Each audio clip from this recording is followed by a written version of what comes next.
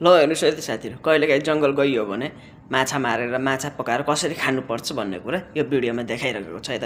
हेर्नुहोस् है त कस्तो मजाले माछा मारेर काटेर अनि यो टिम्बरहरू गरेर कस्तो मजाले हालेर चाहिँ होइन। आहा हेर्नुहोस् त टुङ्गामा पकाउनु लागेको रहेछ। हेरिराख्नुहोस् है त।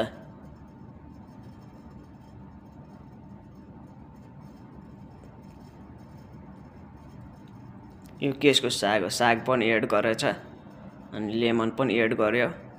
त्यसपछि यो के भन्छ यसलाई, यो पनि एड गर्यो अनि ढुङ्गामा हालेर पकाउनु लागेछ। अनि चाहिँ